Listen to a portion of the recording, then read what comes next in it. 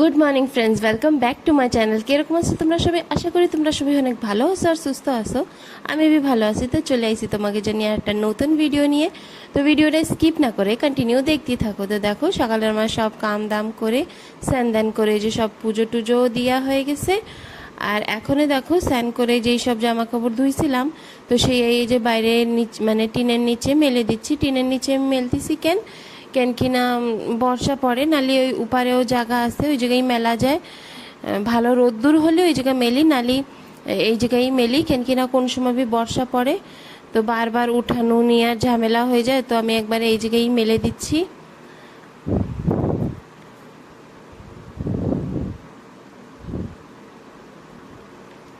তারপরে দেখো এই যে জামা কাপড় মেলে এই যে ঘরের পিছনের রাস্তা দিয়ে যাচ্ছি, মানে আমাকে এই যে সবজির বাগানে। এই দেখো মা এই জায়গা কচু বি লাগাইছে, আর বর্ষা পড়ে না পুরো কাদা হয়ে গেছে, তাই মা ওই রকম রাস্তা করে দিছে। আর দেখো আমাকে পেঁপে গাছে কত পেঁপে হয়েছে, তো এই জায়গা দিয়ে আমি একটা পেঁপে নিয়ে নেব। আরও বি সবজি আছে, অনেক কিছু লাগাইছে, তোমাকে একদিন দেখাবো পরে। তারপরে দেখো এই যে সকালে ডাল রাঁধছিলাম, আলু আর বরবটি দিয়ে ভাজছিলাম, আর কালকে একটু মাংস ছিল, আর শাক ভাজছিলাম, আর এই যে ডিম পাতায় দিছিলাম, মানে মাছও পাতায় দিই, ডিমও মানে সেদ্ধ করে পাতায় দিই। তারপরে আমি এই যে পরাঠা বানিয়ে নিয়েছিলাম চিকি আর আমি খাবো বলে। তারপরে দেখো এই যে সকালের খাওয়া দাওয়া দুপুরেরটা করে এই যে এখন বাবার রুম সাফ করতেছি। চিনু ওকে টিউশনে পাঠাই দিয়ে পেঁপেটা তুলছিলাম, জানো তো কেন পেঁপেটা তুলছিলাম? ভাবছিলাম কি একটা মানে দেশি মুরগি কাটা হবে।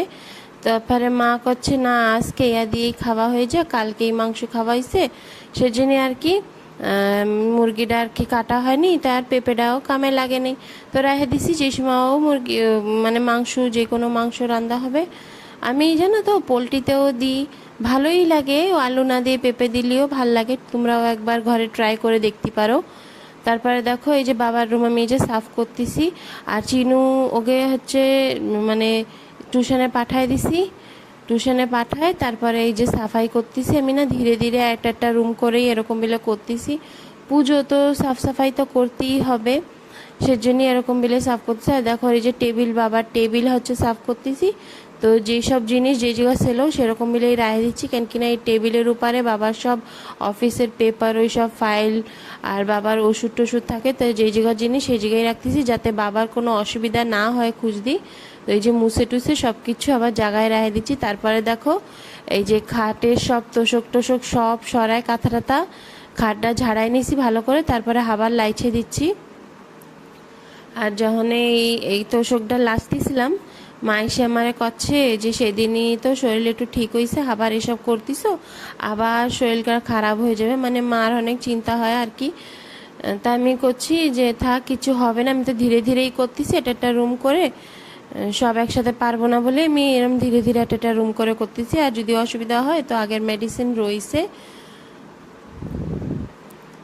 তো আর কি এরকম বলে আমি জলদি জলদি সাফ মানে একটা রুম করে এরকম বলেই গুছাই নিছিলাম। আমার রুম বি গুছাইছি, এক এক দিন একটা রুম এরকম বলেই করতেছি। বাচ্চাকে টিউশনে কি স্কুলে পাঠিয়ে দিই। তো দেখো ফ্রেন্ডস, ফাইনালি এই যে বাবার রুমটা ভালো করে গুছাই গাছাই নিছি, বেডশিটও লাইছে নিছি, উপরের সব জিনিস নামাইছিলাম, নামায় সব ঝাড়ায় ঝুড়ায় আবার জায়গা মতন সব কিছু রাখি দিয়েছে। আর উপরে থাকেও সব সব কামের জিনিস, তো সব যে জায়গাতে সেই জায়গায় ঝাড়াই টাড়া আবার রাখে দিছি, কেন কিনা কামের সময় না পাইলে অনেক রাগ হয়ে যাবে। তো ফ্রেন্ডস, আজকের ভিডিওটা এই জায়গায় খতম করছি। তোমাকে ধরে আমার ভিডিও কীরকম লাগে আর আমার ঘর গুছানোটা কীরকম হয়েছে আমার কমেন্টে জানাও, আর চ্যানেলটা সাবস্ক্রাইব করে আমার পাশে থাকো। তোমরা সবাই ভালো থাকো।